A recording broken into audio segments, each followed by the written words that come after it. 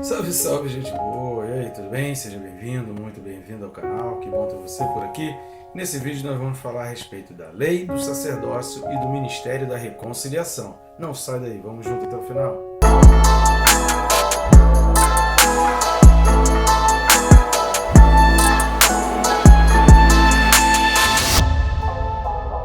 Só não esqueça de se inscrever, né? Bem rápido e fácil. Clicou no botão aí inscrever-me que está aqui embaixo. Pronto, já vai estar inscrito, não vai atrapalhar o seu vídeo, nem interromper aí o seu tempo.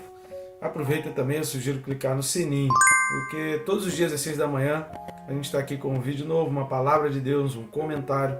Você vai ter um material vasto aí, muito bom, que é a Bíblia comentada versículo a versículo. E o que isso vai fazer? Isso vai te ajudar e te disciplinar a não se esquecer do Senhor. Antes do pão da terra, o pão do céu, né? Então você vai se disciplinando e assim você vai aprendendo a separar o tempo para estar com Deus, que isso é de fundamental importância. Vamos junto nessa? Então vamos lá, o texto desse vídeo, Hebreus capítulo 7, versículos 11 e 12. Carta aos Hebreus 7, versículos 11 e 12 diz assim: Se portanto a perfeição houvera sido mediante o sacerdócio levítico, pois nele baseado o povo recebeu a lei, que necessidade haveria que se levantasse outro sacerdote, segundo a ordem de Melquisedeque, e que não fosse contado segundo a ordem de Arão? Pois quando se muda o sacerdócio, necessariamente há também mudança de lei. Amém, querido? Glória a Deus. Esse é um texto muito importante e faz parte de um trecho muito importante para os fundamentos bíblicos. A carta aos Hebreus é uma carta de profundos fundamentos bíblicos. A gente tem falado a respeito do dízimo, e o dízimo ele não é o ponto central aqui, mas o autor faz questão de inseri-lo para que a gente entenda que ele está dentro do ponto central de entendimento das Escrituras. Isto nos coloca exatamente nessa posição de entender as coisas que são mais importantes a respeito de lei, a respeito de sacerdócio, porque isso é toda a Bíblia, né? O resumo da Bíblia vai trabalhar em torno disso, que é o que a gente vai falar aqui, que é o ministério da reconciliação. Antes da gente entrar propriamente dito nisso, eu peço suas ajudas aí com relação ao nosso canal. Curta, comente, compartilha, é bem rápido e fácil. Faz aí o triplo C. Isso vai estar ajudando a gente a alavancar o canal, curtindo e comentando. Alavanca o algoritmo do YouTube e compartilhando você vai além do algoritmo do YouTube. Outra maneira de você estar ajudando também, não só o nosso canal, mas também o nosso ministério, já que a gente tem feito esse trabalho totalmente independente e tem um material muito bom aí, gratuito, você pode também estar clicando em um dos links que estão aqui na descrição, adquirindo um ou os dois livros que nós temos aí à disposição. As capinhas estão aparecendo aqui do lado.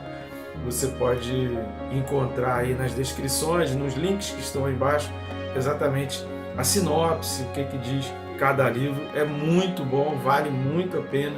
Excelente livro para você ter aí na sua cabeceira. Recomendo e tenho recebido retorno de pessoas que estão sendo muito abençoadas. Então nos ajude a divulgar aí também os livros. Também pode compartilhar o link do livro, né? Clicar no link aí e compartilhar. Também vai estar ajudando bastante a gente. Então vamos lá, nesse texto, versículo 12, ele vai falar que necessariamente, né, se há mudança de sacerdócio, há uma mudança de lei. E o que ele vai falar aqui é que a ideia judia, né, a ideia do povo judeu, de que talvez pensar no sacerdócio de Melquisedeque significasse uma mudança completa de lei, ou que Deus pudesse estar exatamente trazendo uma inversão completa naquilo que Deus fez, como se Deus fosse bipolar, como se Deus tivesse mudado ao longo do tempo. Isso está fora de questão. Pelo contrário, Deus está trazendo que a lei que os judeus receberam, ela está inserida dentro do propósito sacerdotal que começa fora da lei. Que começa fora da lei não no sentido de que é ilegal ou proibido, não. A lei ela veio para confirmar e ela veio para ressaltar e inserir esse aspecto. E exatamente dizer que tudo aquilo trazido por Melquisedeque era legal, do ponto de vista de que está dentro, né, das leis de Deus. mas não naquela lei mosaica, mas que Deus é eterno, que Deus transcende aquela entrega da lei para a mosaica. Não sei se está muito claro para entender isso, mas a gente precisa entender que aquela entrega, vamos imaginar a entrega do código, que a lei se divide no código civil, moral e cerimonial, né? São os 3 aspectos da lei. Os 3 aspectos continuam valendo. Não existe esse negócio de que acabou, de que foi abolido e que passou e que isso não serve para mais nada. Isso é mentira. Pelo contrário, isso é uma estratégia do diabo para a gente não conseguir entender a obra de Cristo, a gente não aceitar e a gente viver uma vida no pecado que vai nos afastar de Deus. Então não pense a respeito disso. Isso é um erro muito grotesco. Todo mundo que entra por esse caminho começa a viver uma vida no pecado, afastado de Deus e sem salvação. Então cuidado com esse caminho, que esse é um atalho que não conduz ao mesmo destino, que é a salvação. Então muito cuidado com esse negócio de que abolir, de achar que nada da lei serve. Isso é mentira, a Bíblia não fala sobre isso. E é exatamente o que o autor aos Hebreus está trazendo, por isso a gente vem falando que é muito importante a gente entender esses fundamentos trazidos aqui pelo autor aos Hebreus. E a primeira coisa que a gente precisa destacar, então, para que a gente consiga fazer essa compreensão de que, na realidade, tudo está dentro de uma mesma lei de Deus, que não foi entregue aos homens, mas existia, e que depois houve um tempo em que ela foi entregue, houve um tempo em que o sacerdócio arônico se acabou, mas aquela lei de Deus, aquela instrução sacerdotal permanece eternamente, que é o que o autor fala várias vezes, daquele que vive para sempre, daquele que ainda vive, como a gente viu em alguns versículos atrás. Então na Bíblia não existem coisas aleatórias, não existem coisas ao acaso. O que o autor vem trazendo, tirando aqui essa questão de Melquisedeque e encaixando, tentando trabalhar na mente ali do judeu e também na nossa, é exatamente que tudo na Bíblia tem um significado, tudo na Bíblia tem uma razão de ser. Tudo está registrado na Bíblia por uma razão de ser. Se a gente não está conseguindo ver a razão, se a gente não está conseguindo ver o motivo pelo qual aquele versículo, aquele texto, aquela história está inserida ali na Bíblia, é porque a gente não conseguiu compreender, mas que tem uma razão de ser, tem uma existência, tem. É por isso que é importante a gente viver em congregação, por isso que é importante a gente estar em igreja, por isso que é importante a gente ouvir pregações, por isso que é importante a gente ter um pastor, uma pessoa à frente que traga mensagem, que traga ensinamentos, que ajude a gente a elucidar situações e trechos da Bíblia. Isso é de fundamental importância, não dá para ficar sozinho, a gente precisa de que alguém que pregue. Isso é o que Paulo fala em Romanos capítulo 10. A carta aos Hebreus, toda a carta aos Hebreus, ela vai relatar e relembrar históricos, fatos históricos.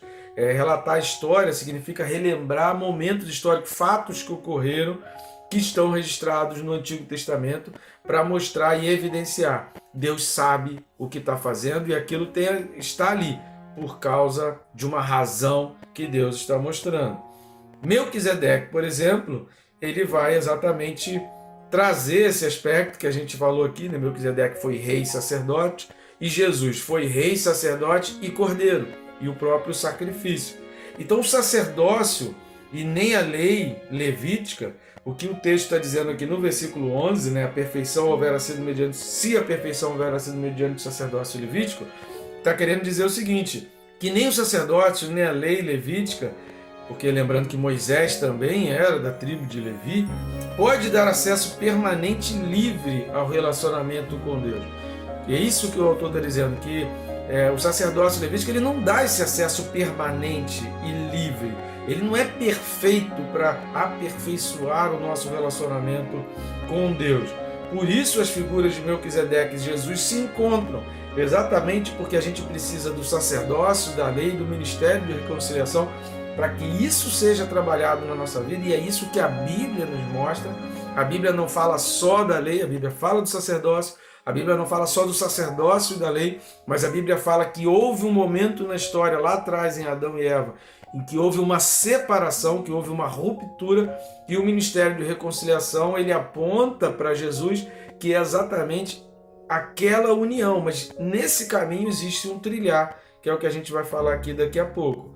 Então tudo na Bíblia aponta para um propósito, que aponta para a eternidade, que aponta para o mundo espiritual.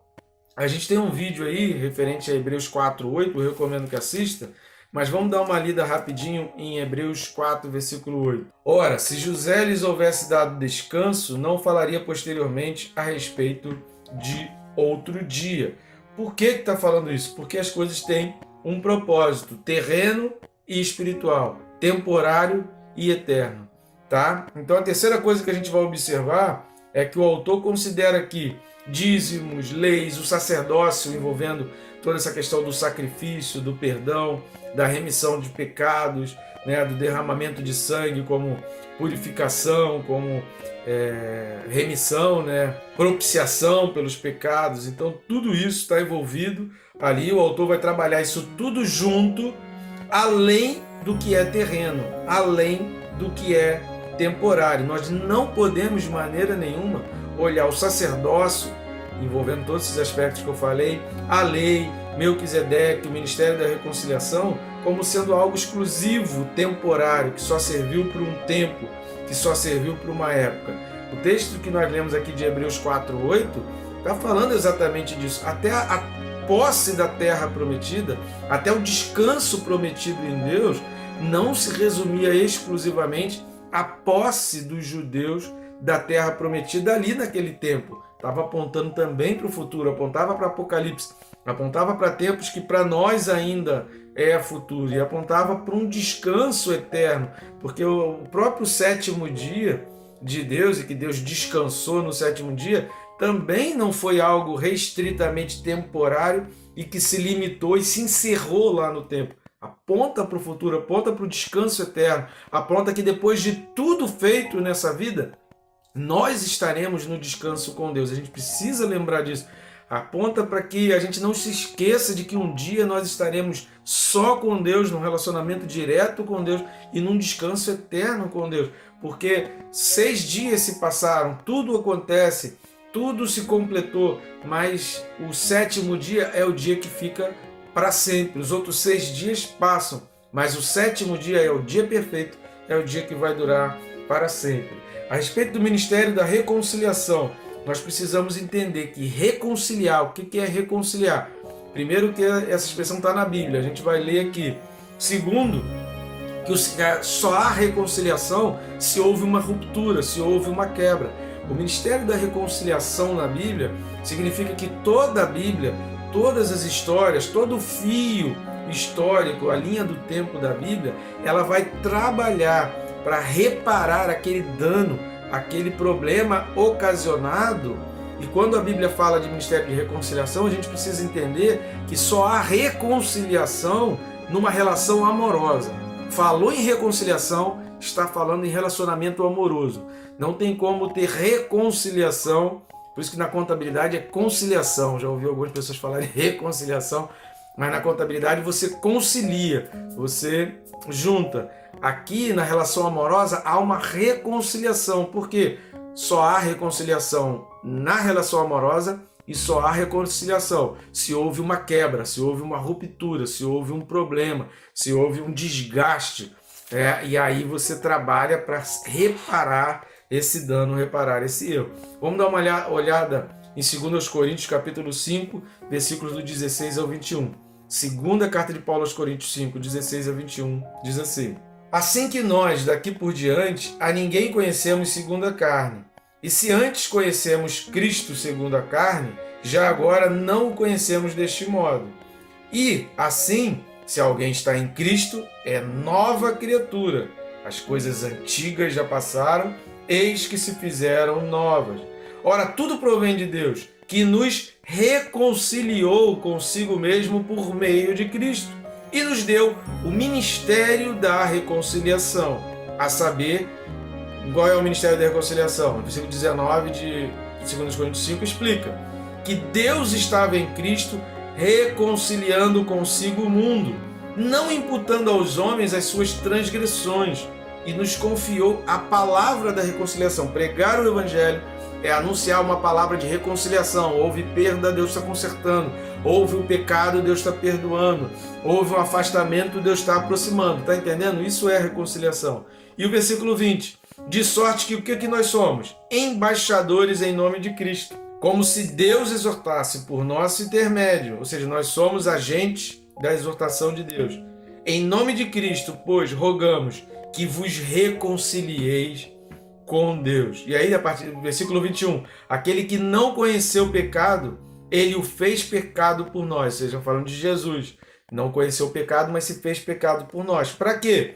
Para que fôssemos feitos justiça de Deus.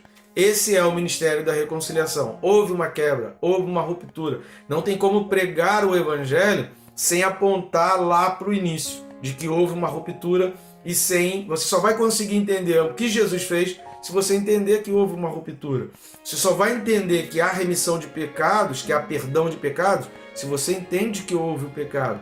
Você só vai entender que você está salvo se você entende que você estava perdido. Você só vai entender que você é uma nova criatura se você consegue identificar qual é a velha que precisa ser deixada para trás.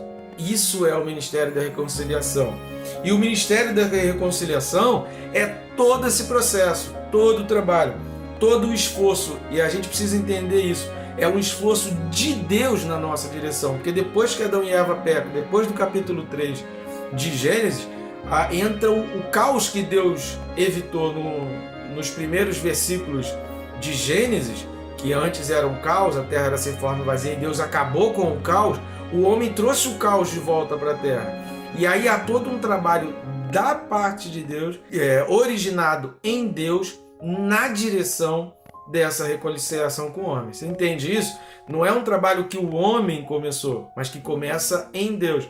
E nós simplesmente precisamos rejeitar as coisas desse mundo, rejeitar o pecado e aceitar essa reconciliação de Deus. E esse processo de Deus com a humanidade, não é só comigo e contigo, mas a vontade de Deus é que isso aconteça com toda a humanidade, vai envolver sacerdócio, sacrifício, perdão, lei, dízimo, graça e misericórdia.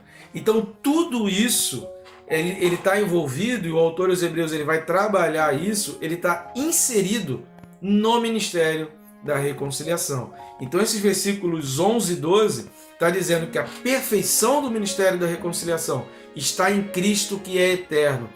Veio antes da lei e continua depois da lei. A lei foi apenas uma formalização, foi apenas um guia, foi apenas uma tábua, uma seta de direção, uma forma de Deus mostrar as coisas que a gente precisa evitar para que a nossa vida esteja em perfeita harmonia no relacionamento com Deus.